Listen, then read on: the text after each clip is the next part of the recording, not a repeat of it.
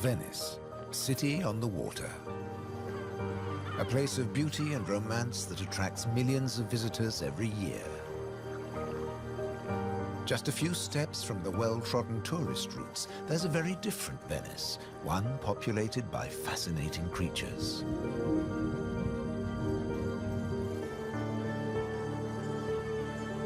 This film explores a Venice that few people ever see, a city that has a surprising double life.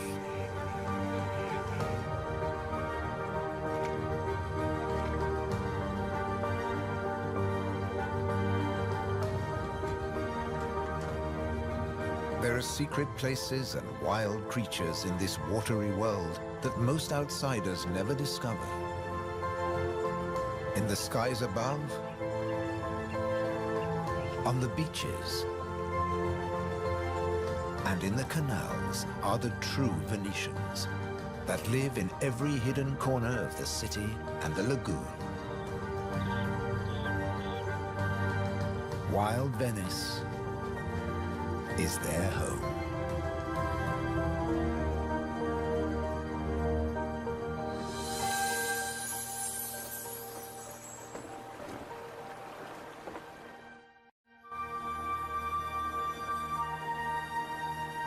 The city of Venice is built on sand, in a lagoon between the sea and the land. First formed from river sediments, man has since created an ecosystem as fragile as Murano glass. Covering 550 square kilometers, it's one of the largest wetlands in the Mediterranean. Flamingos arrived at these Venetian waters quite recently. They crisscross the Mediterranean from North Africa to France's Camargue, to Sardinia, Tuscany, and now Venice.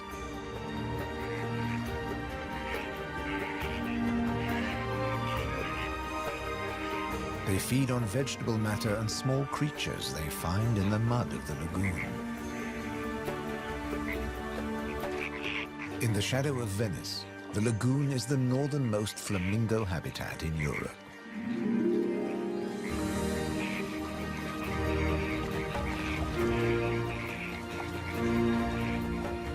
They're here now, but in a few weeks, many will move off again to find richer pickings.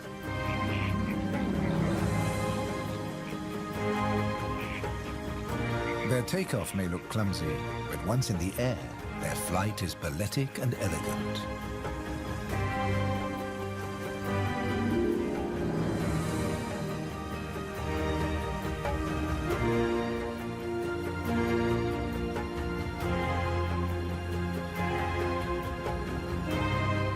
And before too long, they'll return to the safety of this lagoon, tucked between the sea, the city, and the Alps.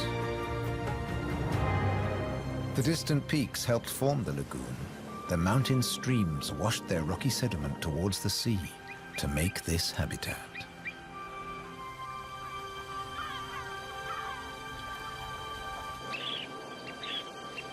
Some of the lagoon's other birds are ready to leave. Dunlin, small waders, fed well in the rich mud. They rest on the wooden piles that support the whole of Venice.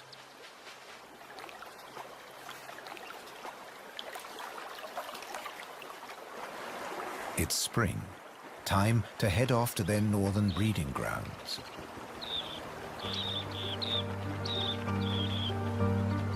But the cormorants won't be lonely this summer. As the Dunlin fly away, other birds are flocking in. A bird's eye view reveals the full beauty of the lagoon.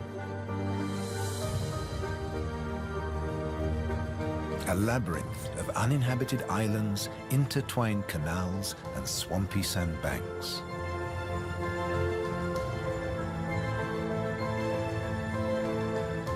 These marshy wetlands are known as the Barene. To survive here, plants need to like salt water and flooding. Natural arteries called gabi meander through the brackish gardens, keeping the lagoon alive. The same waters flow through the city. The curving streams between the islands became the magical canals of Venice.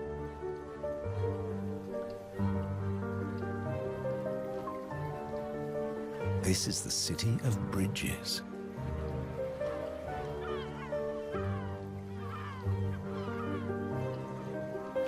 Visitors are mesmerized by the romance of the canals and the ancient architecture, and often miss the smaller, wilder sights around them.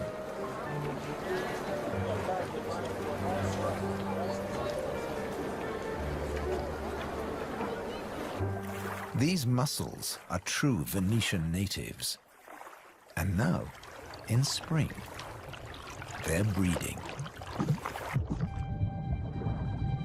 The males spawn into the water, and each female produces up to 10 million eggs. Most of the larvae are eaten by other inhabitants of the canals, but up to 10,000 young shellfish will survive.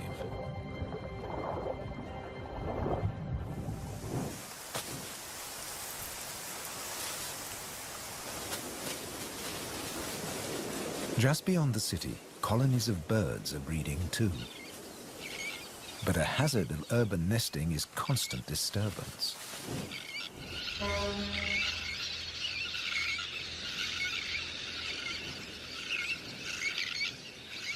Little terns will quickly fly back to their eggs and can miraculously find their own nest scrapes in the crowded colony. Their cousins, the sandwich terns, lay their eggs directly onto the sand. If the terns are disturbed, they have little time for incubating their eggs. The sand won't keep them warm for long.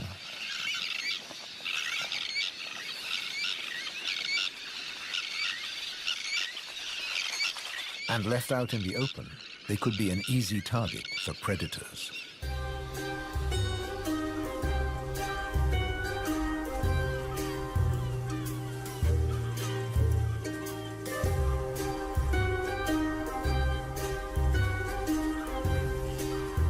Foxes are the biggest predators hereabouts. But from the air, he's easy to spot. The birds make it known he's not welcome anywhere near their nests.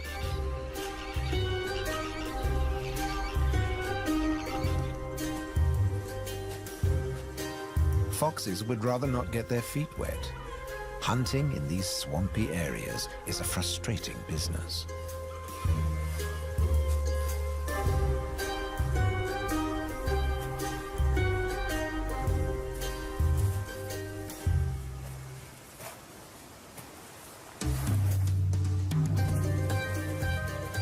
The grand leap disturbed another nesting bird. Now it's a question of following the scent.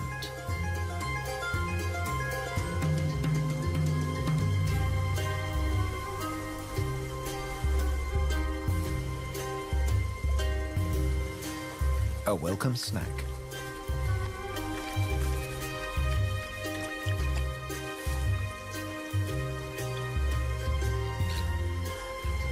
Just beyond the sand dunes is the busy colony.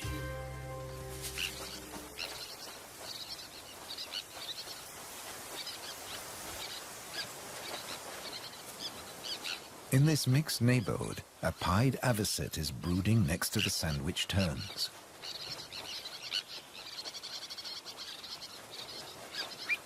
With nests so closely packed, there can be conflicting territorial claims with the common terns.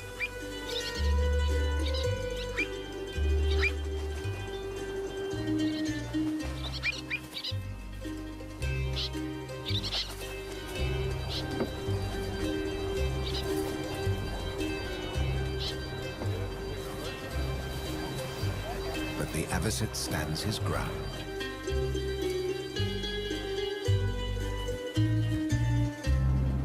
The Grand Canal is the main waterway of Venice, dividing the city in two. It follows the course of the ancient river Brenta that runs from the Alps all the way into the lagoon.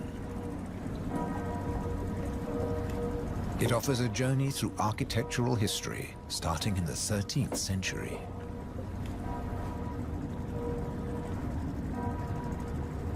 The banks of the Grand Canal have other surprises to offer, like Palazzo Malipiero's Rose Garden.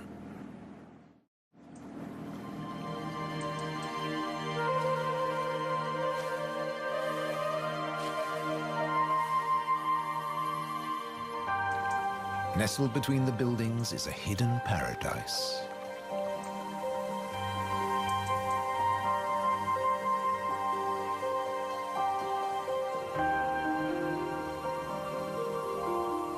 Now owned by a modern-day countess, it has been restored to its full glory, and no detail has been left to chance.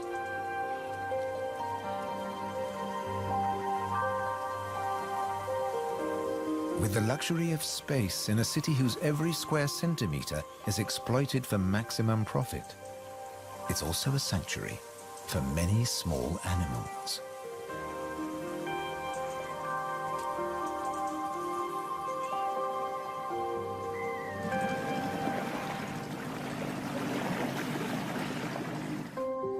Every day, more than 50,000 tourists visit Venice.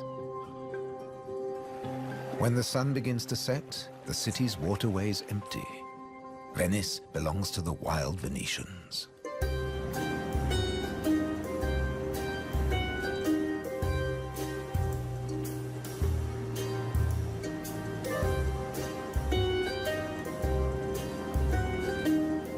Rats prefer to search for food in the cool night air.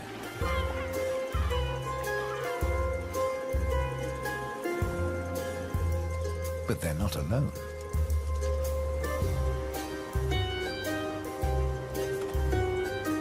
Pine martins are hungry too, and rats are on their menu. Pine martins are welcome in the city as they're natural rat catchers.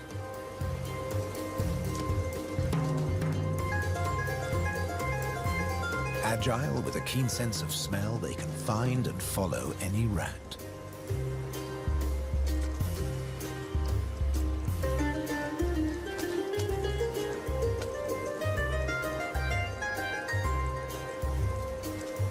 But they're endangered too.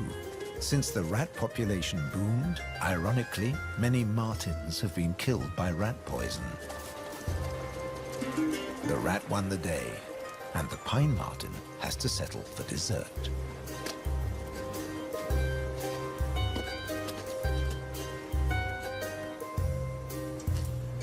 Not such a sacrifice, as pine martens are omnivores. Both meat and veg are on their menu. And sometimes the vegetarian meal is an easier option.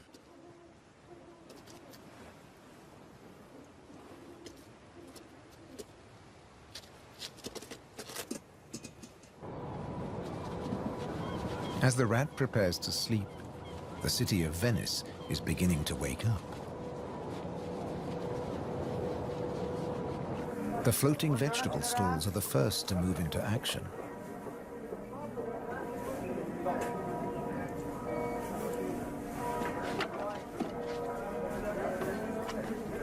Soon these silent waterways will become busy highways again.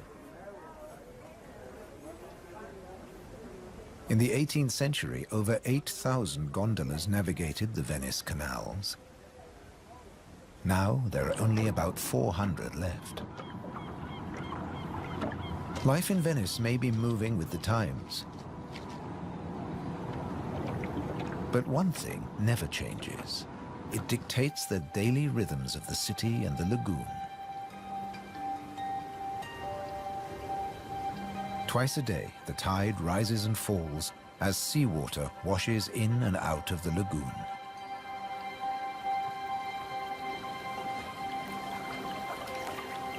The water level changes by up to 60 centimeters. Smooth lakes disappear into swampy wetlands, only to return hours later.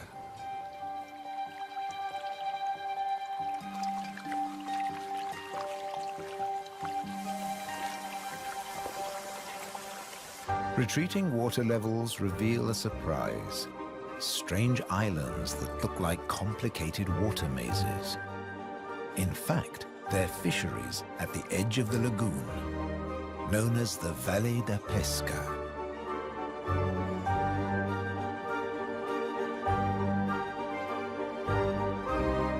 They'd been worked by the same families for generations, using a simple but ingenious method.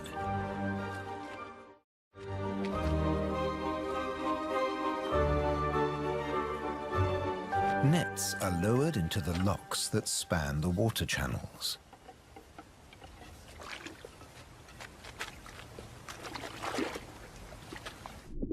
In the springtime, the locks bar the way to the young fish that stream into the lagoon to feed. The fishermen raise the nets and catch the small swarming fish in their thousands.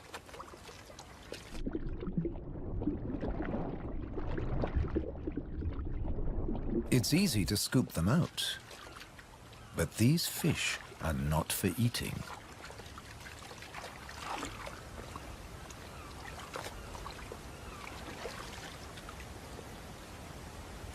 The fishermen place them on the other side of the bars and so trap them in the channels.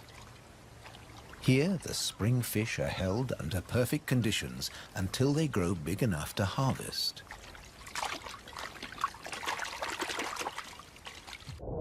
In the autumn, when the fish try to return to the sea, they're simply netted again. This time, they don't get away. Kingfishers have a more dramatic technique.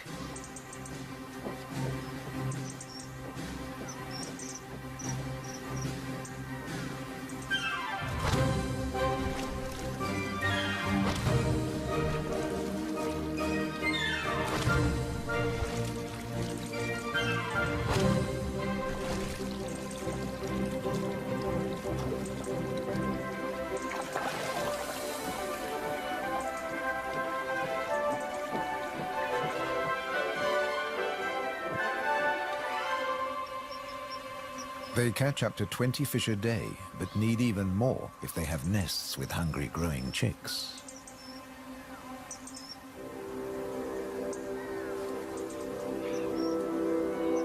It takes enormous skill, but also violence. A sharp blow to the head stuns the fish. And when it stops wiggling, the kingfisher can turn it round without fear of it escaping. The scales and fins of the fish need to be in line.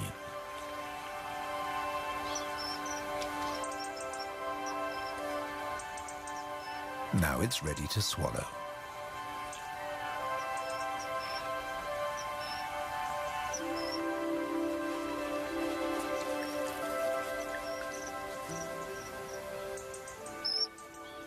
These shallow, brackish waters at the edge of the lagoon are perfect hunting grounds for a kingfisher.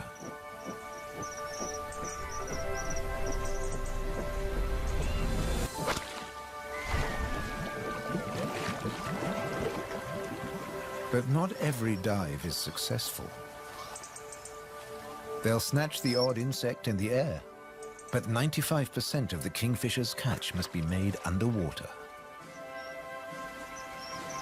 The cormorant has an easier life, as does the little egret. And some don't even get their feathers wet while hunting. There are plenty of fish in the lagoon, but they're not only found in the wetlands. These waters flow through the city too.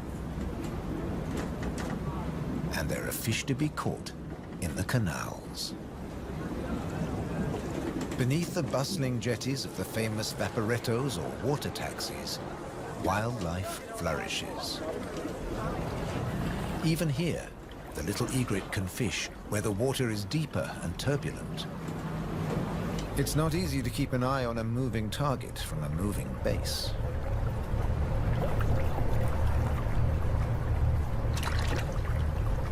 But persistence and patience pay off.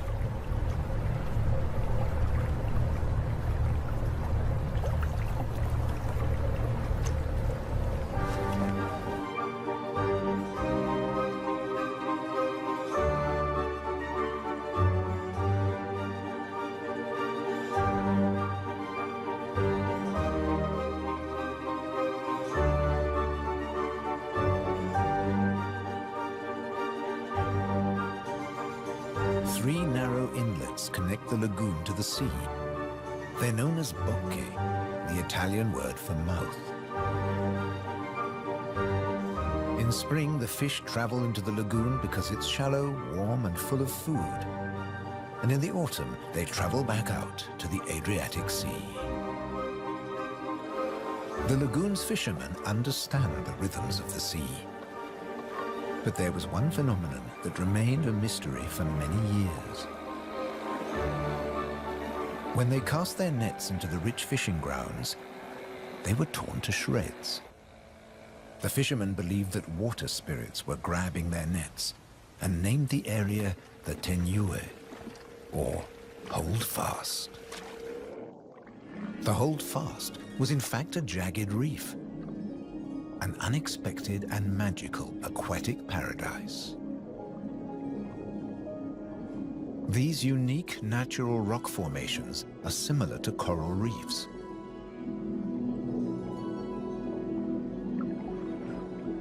They're home to all kinds of remarkable creatures. Serpent stars, or marine annelids.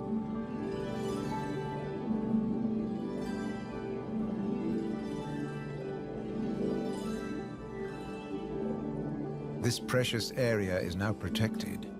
Fishing is forbidden, diving strictly regulated.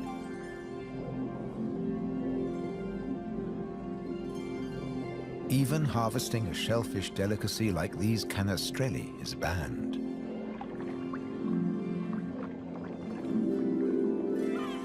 The city of Venice is lucky to have rich fishing grounds on its doorstep.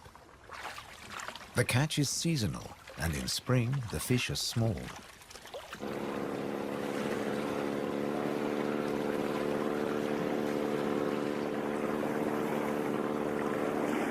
But the fishermen will go out, as long as they can find a buyer.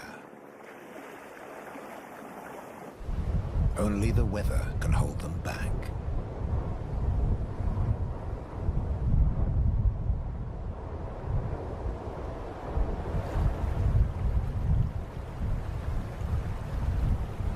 City and wetlands are both at the mercy of the elements.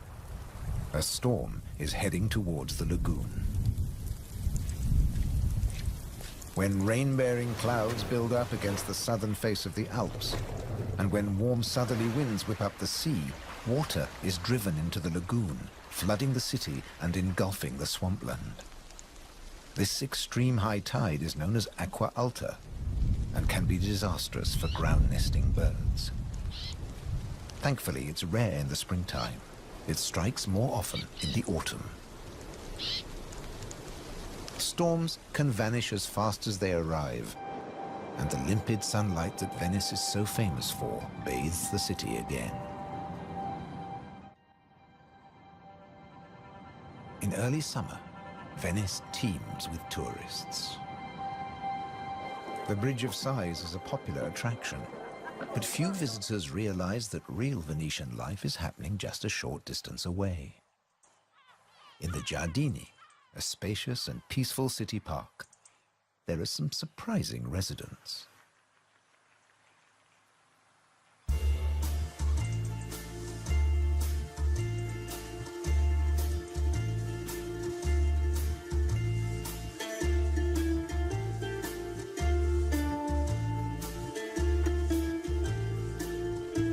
This prehistoric-looking creature is an amorous green toad looking for a mate. After all, this is the city of romance. But for a toad, finding a partner in a city isn't always easy. Even a quiet park is full of danger and disruption.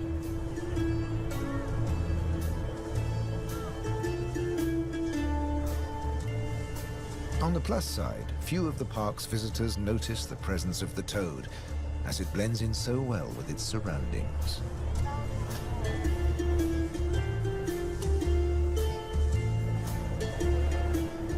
Another of the city's visitors is far more conspicuous.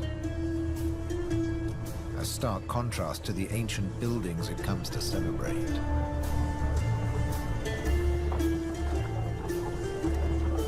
and a danger to the fragile city. The toad at last finds a more secluded waterside spot. Soft light, gentle fountains, the perfect place to mate. Venice is full of secret places hidden away from the main tourist routes. A traditional gondola repair shop nestles between the city's Zattere and Dorsoduro districts.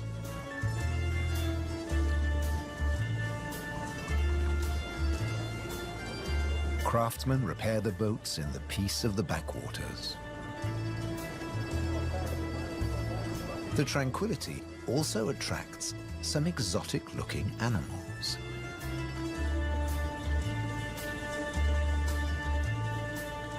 Geckos are not native to Venice, but they've settled in well here. During the day, they'll sun themselves on warm stone.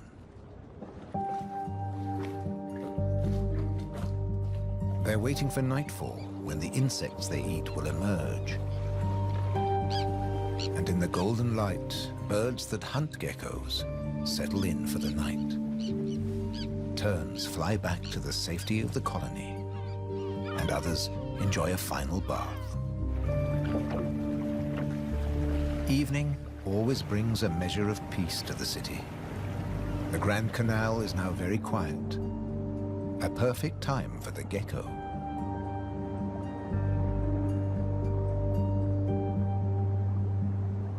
Geckos have evolved specially adapted feet that make them excellent climbers. Their toes are covered in millions of tiny branched flaps with incredible adhesive power, so they can grip and climb the smoothest surfaces, even glass. The city is empty now. The Grand Canal is deserted.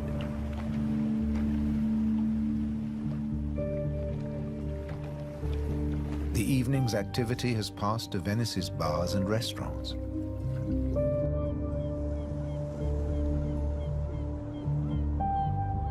By the time the tourists are safely tucked up in their beds, the city is like a ghost town. Almost.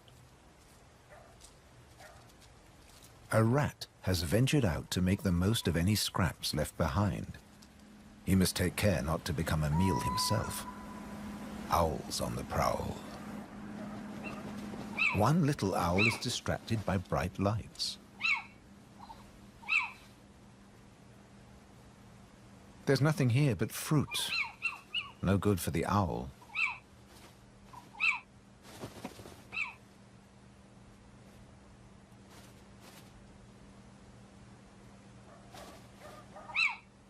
This house call hasn't paid off. Time to make a swift exit. The lucky rat will make it home tonight.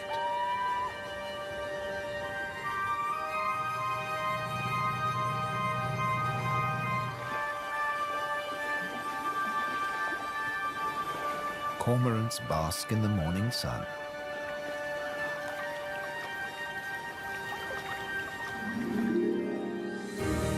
The terns start fishing early. The colony is now a hive of activity.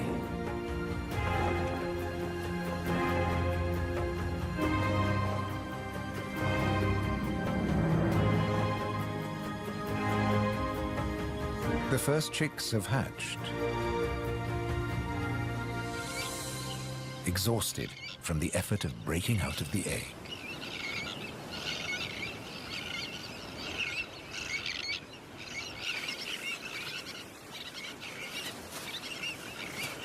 Around them, the colony has turned into a busy Italian restaurant as the adults noisily deliver their food.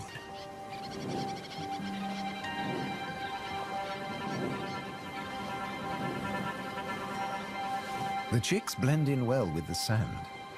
Their cries for food are a new and insistent sound on the beach.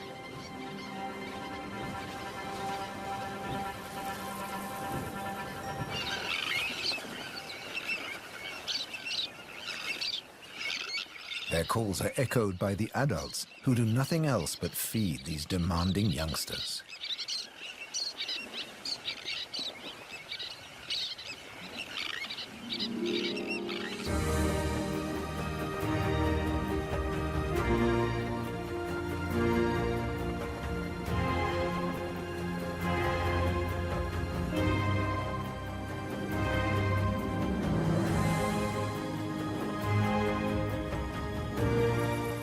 It's hot and humid, and the lagoon is at its most beautiful. The hot summer months are the quietest for the fishermen. They take advantage of this time to mend their nets. They work and even sleep here, with spectacular views of the surrounding wildlife.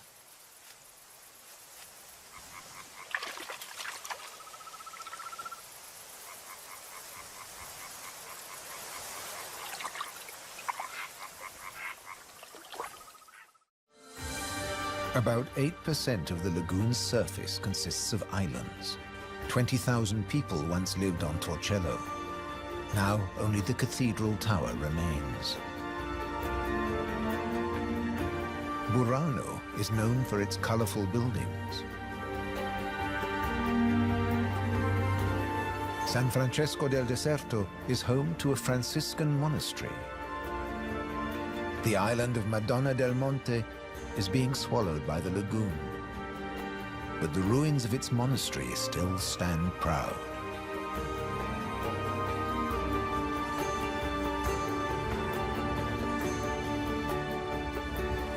Enchanted places like this are an ideal refuge for wild animals.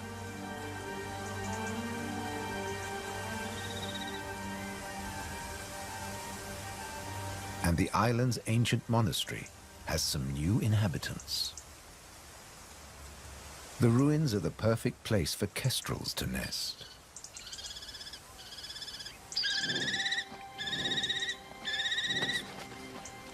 The hungry chicks are nearly as big as the adults and almost ready to fledge. Feeding this brood is a full-time job for both parents.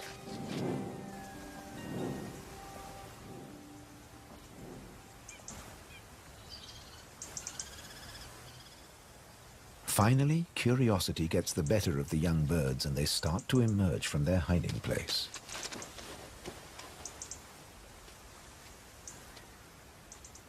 The first nervous explorer is soon followed by a sibling. They wait cautiously on a ledge, while one of the adults watches from afar.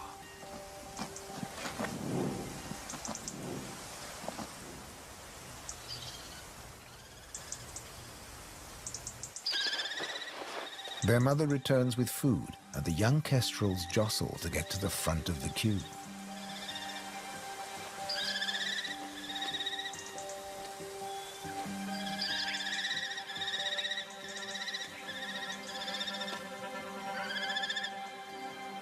The keenest and the loudest chick is fed first.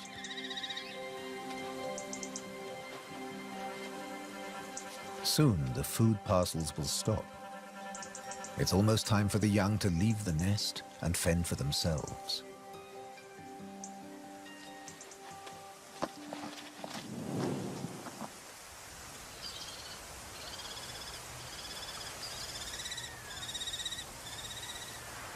Not all of the lagoon is quite so peaceful.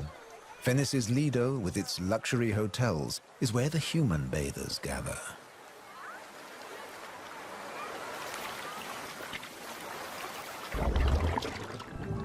But even here, you can find wild beauty and tranquility.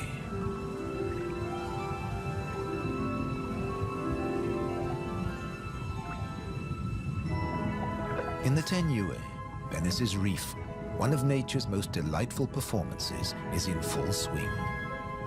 The squid's mating dance.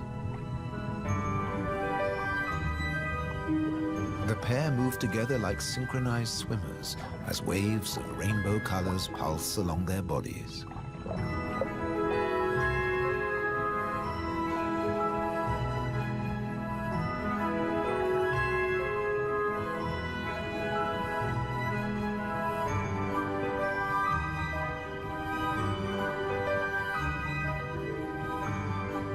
It's like an underwater version of the Venice Carnival, complete with face masks and disguises.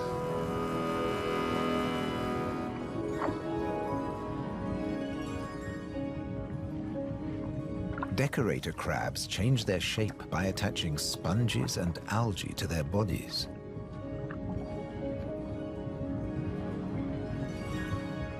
These bizarre disguises are excellent camouflage.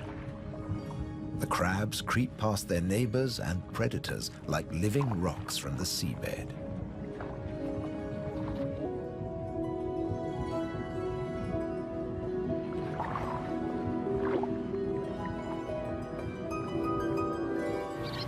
The tern colony just beyond the city is flourishing.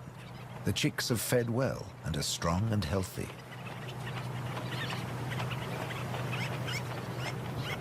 The young birds are gathered in a creche, with 1 or 2 adults looking after them all.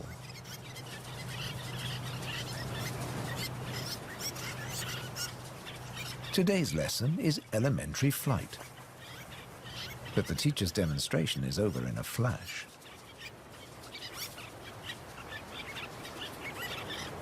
The young birds flap their wings to exercise their growing flight muscles, but they're not ready to take to the air yet.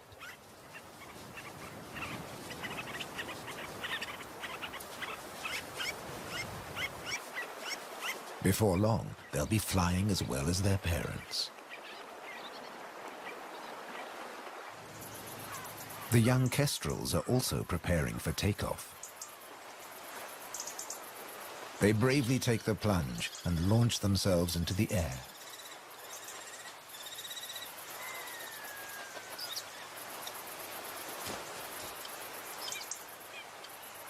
Dropping from a height makes their first flights easier. Once in the air, they're in their element and can glide and flap back to safety.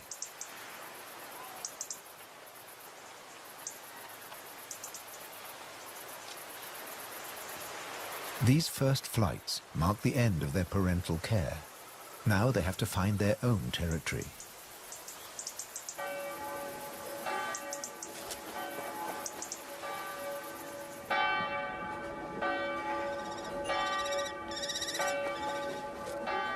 One of the kestrels has made its way to the nearby island of Burano. It's unlike the remote nest site, but it still has everything the kestrel needs. Just like the ruins, the brightly colored walls offer protection. These birds are welcome visitors, and the people here seem happy to have a kestrel watching over them.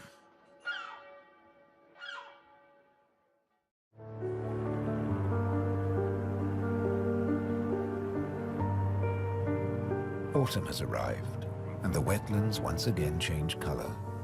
A plant called glasswort is responsible for this blush of pink. It flourishes in the swampy salt marshes.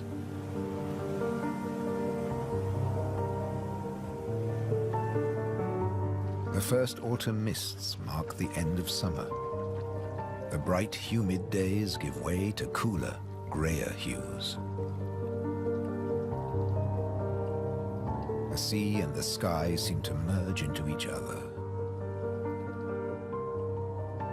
Now in September, the sea is generally calm. But from the autumn equinox, there are high tides. And sometimes, Venice floods. For now, the water is still and shimmers like liquid mercury. When the temperature drops, the beaches are finally too cold for tourists. Animals better equipped to bear the chill reclaim them. A hungry fox sniffs along the shore looking for food.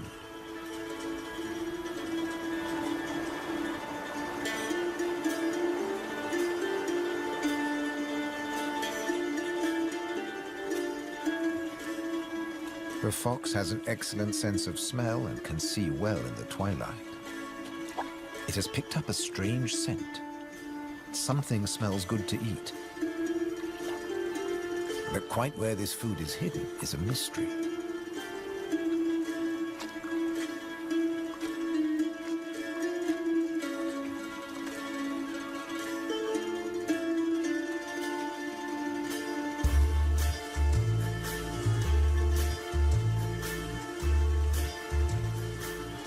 Crabs have been crossing the beach, leaving behind a number of trails, and the fox is very confused.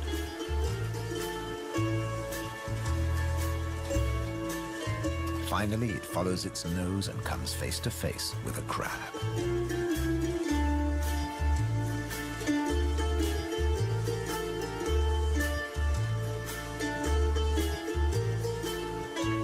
It's an unequal battle, but the crab has the advantage of armor and weapons.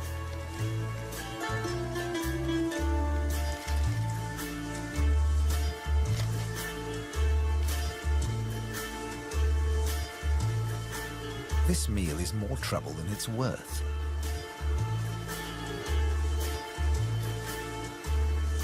There must be easier pickings.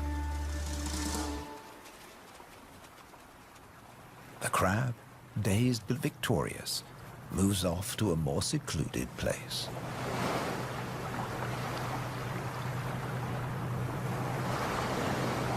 More crabs congregate on the shoreline looking out to sea. But just across the water, the residents of Venice are having a less comfortable time. The waters of the lagoon are creeping into the city.